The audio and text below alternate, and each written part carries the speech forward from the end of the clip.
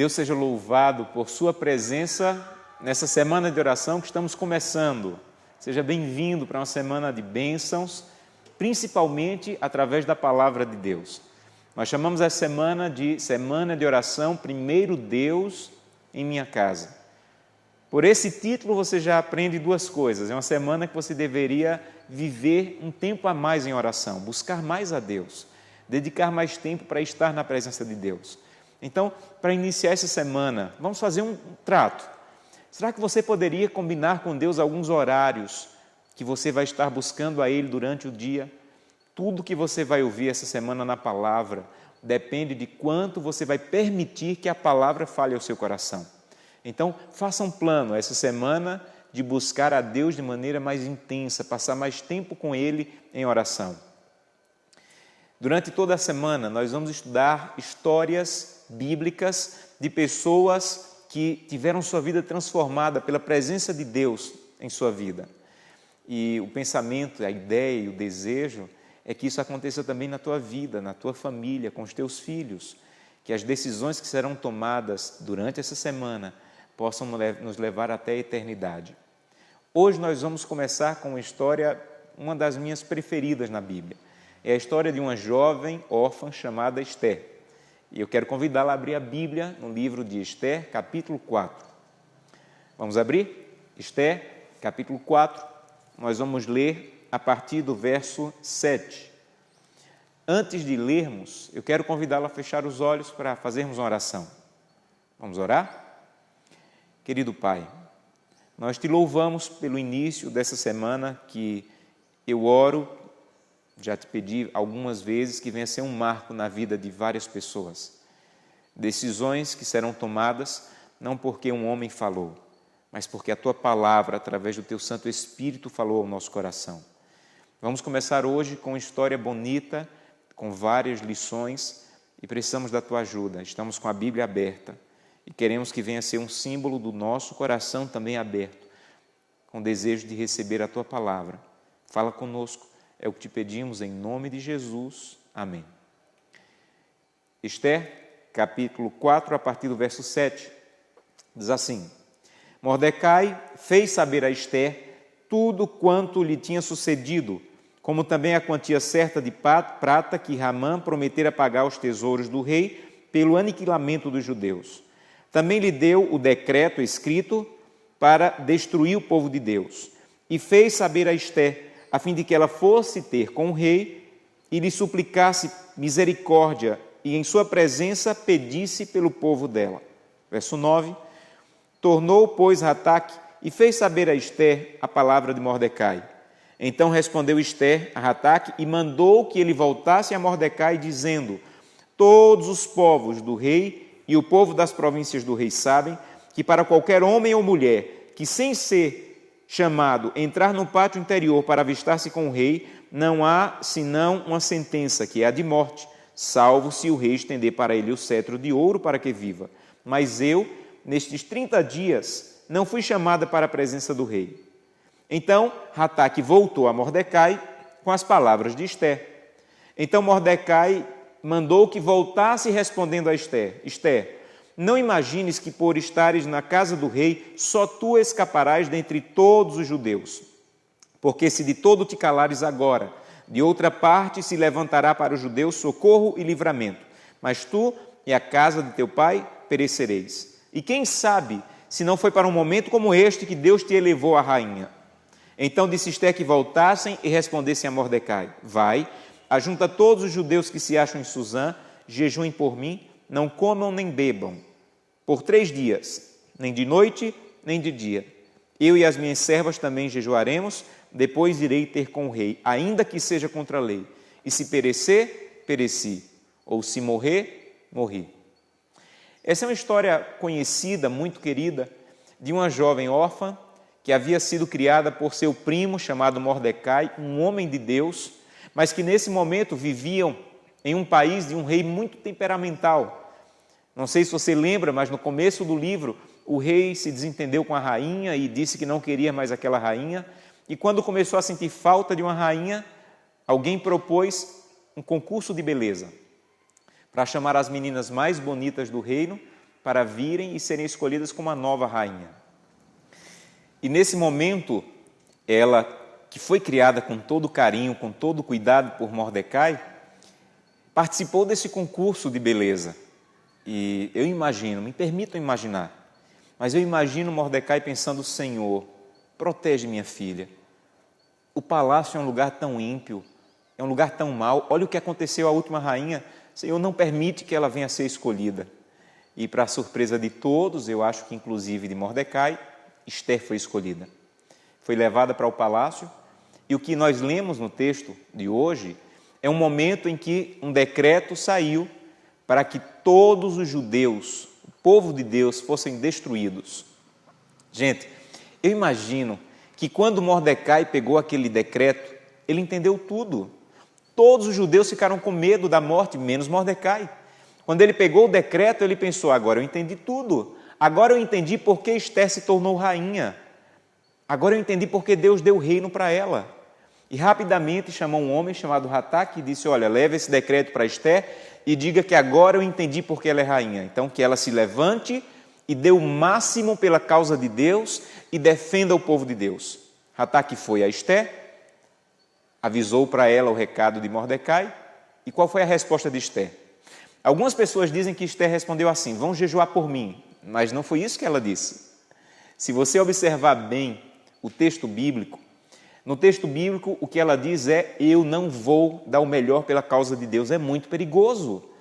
Para dar o melhor pela causa de Deus, nesse momento, eu tenho que falar com o rei.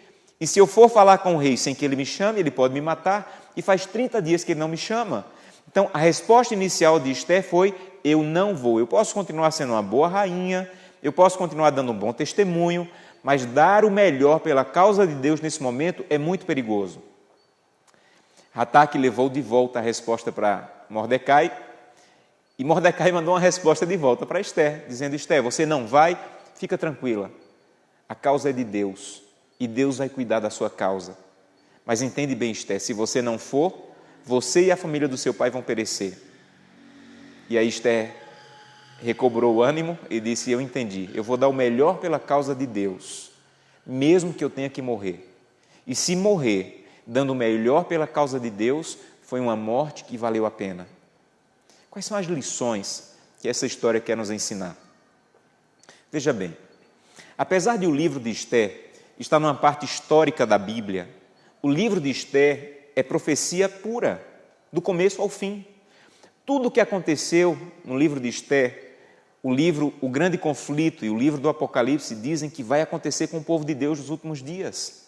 Uma perseguição, um decreto, uma data para matar os fiéis, o livramento milagroso e inesperado. Mas sabe qual é a ênfase de Ester?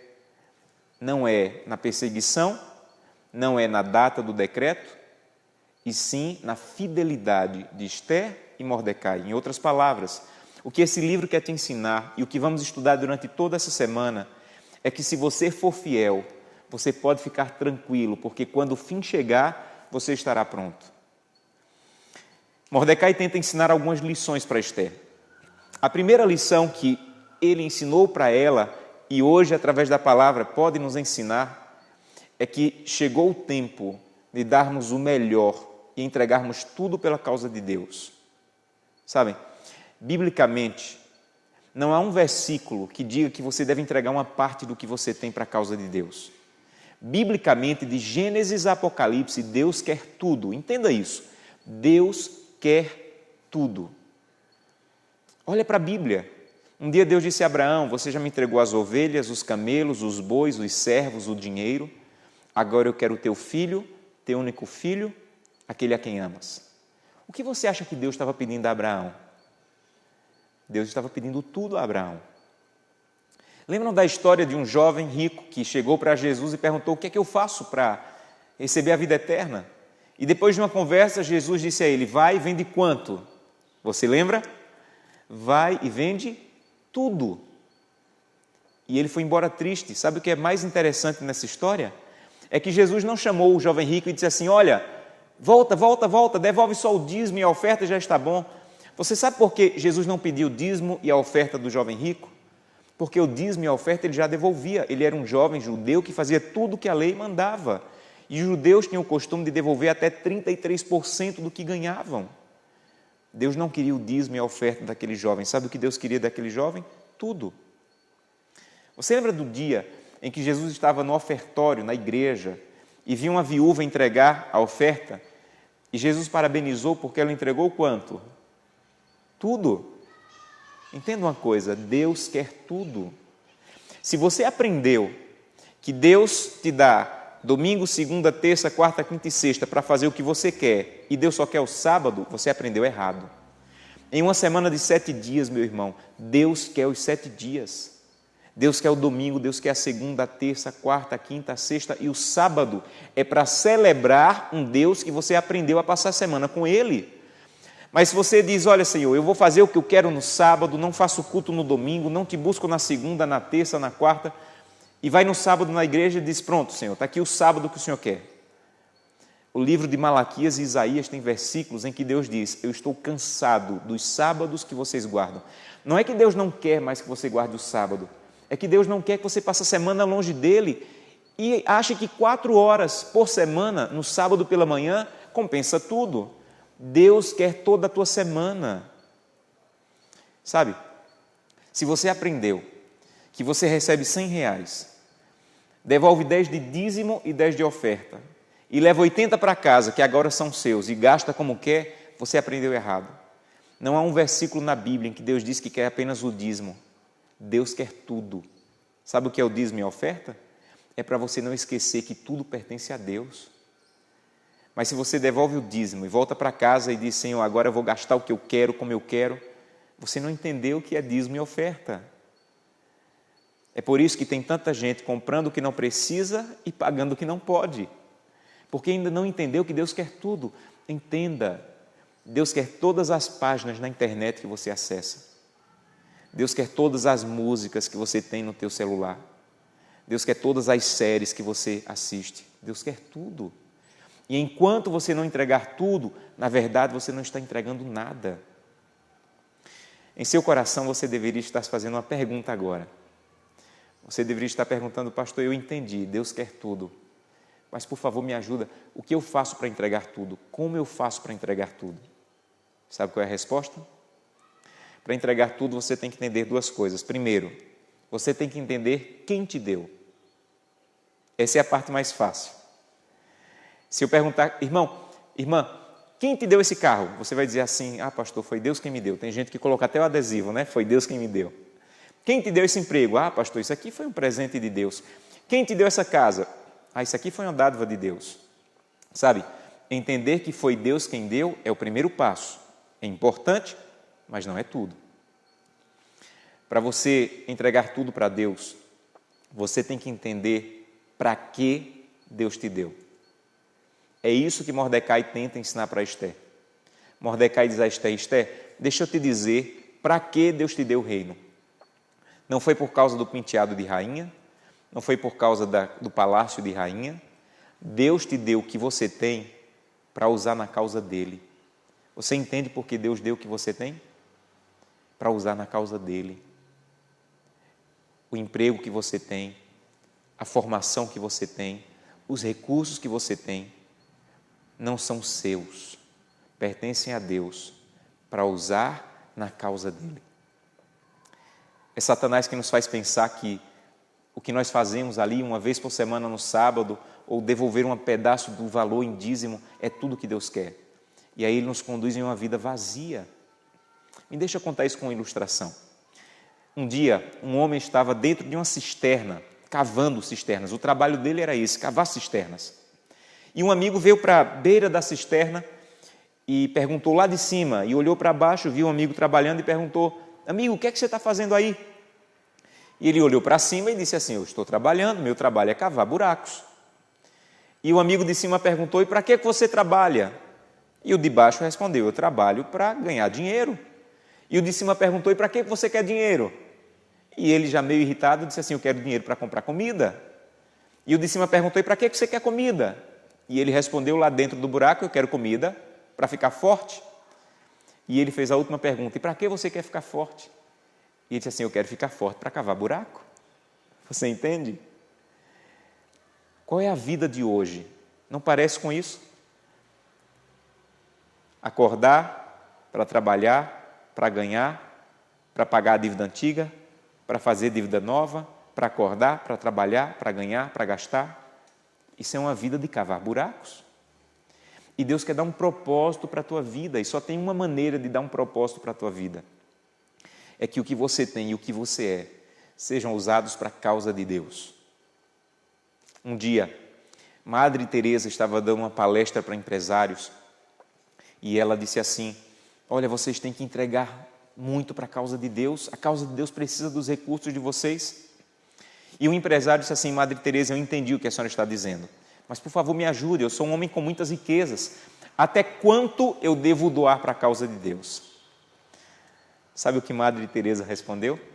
Sabiamente ela disse, doe até doer, doe até doer. E de tanto doar, um dia vai parar de doer e você vai começar a doar por amor. Eu quero convidá-lo nesse sermão a dizer, Senhor, eu estou doando as sobras. Eu estou doando as sobras do meu tempo, as sobras do meu recurso, a sobra dos meus dons. E eu quero entregar tudo, porque minha vida só vai ter sentido quando eu entregar tudo ao Senhor. Ainda há uma outra lição nesse texto. Você lembra que quando Esther disse que não ia, Mordecai falou duas coisas para ela. Primeiro, você não vai? Fica tranquila, a causa é de Deus. Em outras palavras, ele estava dizendo, com você ou sem você, Esther, a causa vai vencer, porque a causa pertence a Deus. Entende uma coisa, meu irmão? Entende uma coisa? Deus precisa de você, mas Deus não depende de você. Com você ou sem você, a causa vai vencer. Então, a questão não é quanto a causa precisa do pastor Josanã. Sabe qual é a grande questão? Quanto o pastor Josanã precisa da causa. Algumas pessoas que dizem assim, os jovens são o futuro da igreja. E eu vi um dia um pastor dizendo, eu não concordo com essa frase. E eu concordei com ele. Não é que os jovens são o futuro da igreja, é que a igreja é o futuro dos jovens. Querido jovem, você está me assistindo, você quer ter futuro? Se envolva com a causa de Deus. Porque a causa de Deus vai dar futuro, sentido e propósito à tua vida. Sabe? Uma terceira coisa você precisa entender nessa história. Mordecai disse assim, Esther, você não vai? Deus vai dar um jeito, porque a causa é dele. Mas entende uma coisa, você e a casa do seu pai vão perecer. Há uma coisa curiosa aqui, porque Mordecai lançou uma maldição, mas se incluiu na maldição. Ele poderia dizer assim, Esther, se você não for, você vai se dar mal. Mas quando ele disse assim, você e a casa do seu pai, ele estava se incluindo, porque ele fazia parte da casa do pai de Esther. Mordecai quer te ensinar uma coisa hoje. Se você não der o melhor pela causa de Deus, a tua família vai sofrer consequências. Sabem? É inevitável que alguém tenha te procurado e dito assim, irmão, olha, irmã, a comissão da igreja se reuniu e nós queríamos que você assumisse tal função na igreja. Você disse assim, não, esse ano eu não quero nada, não quero me envolver com nada. Quando você disse, eu não quero me envolver com nada na causa de Deus, você estava dando um recado para os seus filhos. Os seus filhos pensaram assim, para a causa de Deus, meu pai e minha mãe não têm tempo, mas para a causa própria, eles trabalham tanto que não dormem em casa, não param em casa. Sabe, quando você não dá o melhor pela causa, a sua família sofre as consequências. É isso que Mordecai está dizendo. Por outro lado, quando você dá o melhor pela causa, você vai ser uma bênção para a vida da tua família. Eu tenho 2 filhos. E eu não sei o que eles vão ser. São pequenos. E eu não penso muito nisso. Se pastor, se professor, se médico, se advogado. Mas uma coisa eu sei. Eu quero dar tanto da minha vida pela causa de Deus, que os meus filhos sintam desejo de se doar mais pela causa do que o que eu estou fazendo. Eu não vou deixar herança para os meus filhos. Mas uma herança eu estou deixando para os meus filhos. Eu estou dizendo para os meus filhos, façam mais pela causa de Deus do que o pai de vocês está fazendo. Eu quero convidá-lo a deixar essa herança para os seus filhos. Eu quero convidá-lo a fazer com que o seu envolvimento com a causa de Deus seja tão forte, tão profundo, que os seus filhos se doem mais pela causa do que você tem se doado. Há um último ponto nessa história, e eu concluo o sermão com esse último ponto. Quando Esté entendeu tudo isso, ela disse: vão jejuar por mim, eu vou dar o melhor pela causa de Deus, e se morrer, morri por uma causa que vale a pena morrer por ela. Você já tem uma causa que vale a pena morrer por ela? Eu quero lhe apresentar uma: a cruz do Calvário.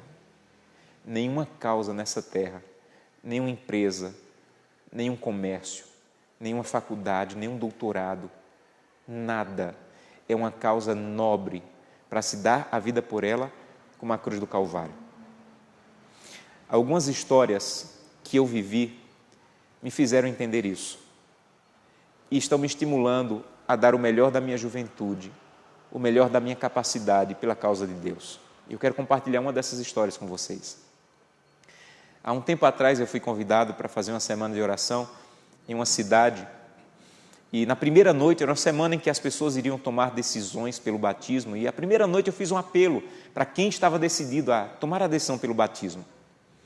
E várias pessoas levantaram e eu chamei o ancião da igreja e perguntei por cada pessoa, eu queria saber quem era para depois visitar.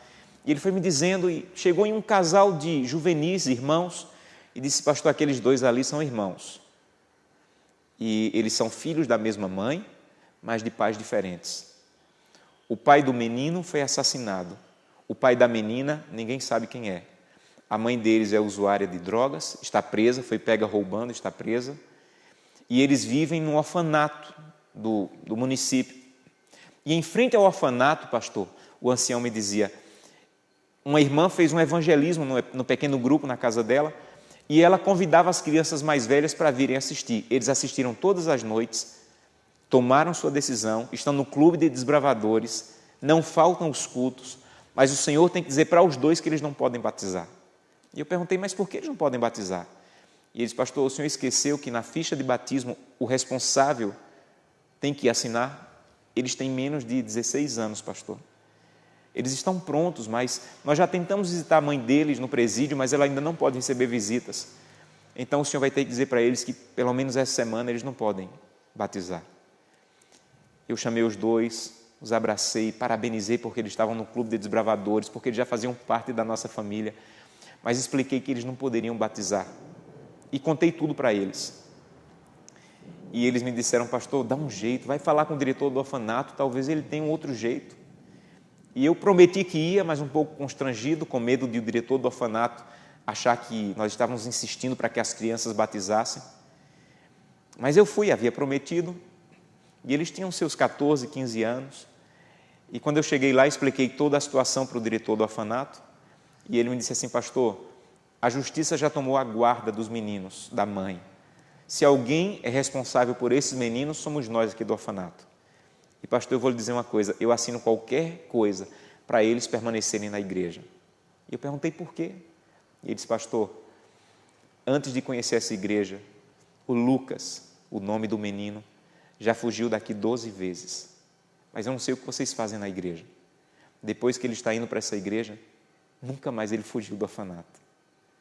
Pastor, o pessoal da sua igreja fez uma escala, e toda sexta-feira alguém da igreja vem, pega os dois e leva para dar um final de semana digno, porque o pior momento no orfanato é o final de semana. E dá um final de semana digno para os dois. O pessoal da sua igreja tem uma escala, pastor, que todo culto eles vêm buscar, e os meninos ficam loucos quando está dando a hora do culto para se trocar, para tomar banho, para ir para a igreja. Pastor, alguma coisa aconteceu no coração desses meninos, e eu não sei explicar, mas foi depois que eles estão indo para a igreja. E no final da semana, com a ficha devidamente preenchida, eu entrei no tanque e batizei. E quando eu levantei o Lucas, ele estava chorando e eu também. E dentro daquele tanque, eu disse a Deus: eu quero morrer fazendo isso. Meu irmão, me responda, que outra coisa na vida eu faria para pegar a vida de um adolescente, de um juvenil, e dar outro rumo? Porque a vida daquele menino, daquela menina, ia ter o mesmo rumo do pai ou da mãe, ou pior. Mas a cruz do Calvário está dando um outro rumo para a vida deles. Se eu fosse um empresário, se eu me envolvesse com a causa de uma empresa, de um governo, Que outra causa no mundo é capaz de pegar a vida de um juvenil e dar outro rumo para a vida? Eu vou lhe dizer, só a causa da cruz do Calvário. É com essa causa que eu estou envolvido, é por essa causa que eu estou dando a minha vida. E durante essa semana é sobre isso que nós vamos estudar. Vale a pena entregar a vida completamente por essa causa. Sabem, eu digo à minha esposa que se Jesus não voltar por esses dias e der tempo eu ficar velhinho, eu quero que quando as pessoas forem me visitar, elas abram o inário e cantem uma música do inário que diz assim: sim, eu amo a mensagem da cruz, até morrer eu a vou proclamar. Esse é o desejo do meu coração. Até o final da minha vida, me dedicar por essa causa, porque essa é a única causa que, ao final, você é capaz de dizer como Esther: se morrer por essa causa, valeu a pena. Se eu tivesse 200 vidas, eu daria por essa causa, mas eu só tenho uma. Por isso, essa semana eu quero convidá-la a dizer: Santo Deus, eu também tenho uma vida. Eu tenho influência, eu tenho dons, eu tenho recursos, que eu ainda não estou entregando completamente pela causa. Eu estou dando o que sobra do meu tempo, o que sobra dos meus recursos, o que sobra da minha influência. Então eu quero concluir fazendo um apelo para você. Eu quero convidá-la a dizer: Santo Deus, eu estou cansado de viver uma vida medíocre de cavar buracos. Eu quero que minha vida tenha propósitos. E eu sei que se eu dedicar a minha vida pela causa da cruz, minha vida vai ter propósito. E eu quero me unir ao pastor Josanã, que eu quero dar o melhor da minha juventude, o melhor da minha vida adulta, o melhor da minha vida idosa, o melhor da minha vida de criança, todos. Senhor, eu estou disponível para proclamar a mensagem da cruz, e se morrer por essa mensagem, é uma morte digna que valeu a pena. Eu quero convidá-lo nesse momento. Não vou pedir que você se coloque em pé, que você levante a mão. Eu vou fazer isso em outros momentos durante a semana, mas hoje eu quero pedir que você feche os seus olhos e tome o que para mim vai ser a decisão mais importante da semana, de dizer: Santo Deus, eu estou disponível para entregar tudo por tua causa e ter a dignidade de dizer como Esther: se morrer por essa causa, morri bem. Esse é o seu desejo, então curve a sua cabeça, feche os seus olhos e vamos falar com Deus. Querido Pai, que o que eu não consegui falar com minhas palavras nesse sermão, que o Teu Santo Espírito complete. A tecnologia está nos distanciando nesse momento, estamos assistindo de algum dispositivo, mas o Espírito Santo está nos unindo. A Tua palavra não conhece distância.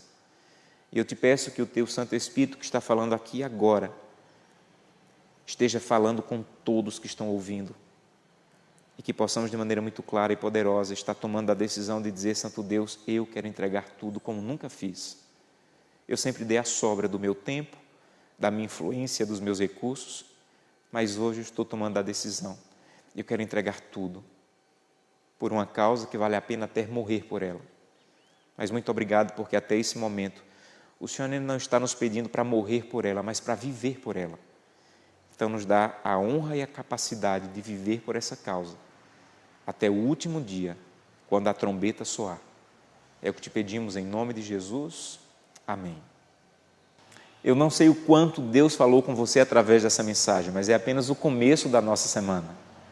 Então faça planos de estar durante toda a semana participando da semana de oração e permitindo que Deus venha ser primeiro em sua vida e em sua casa. Que Deus te abençoe.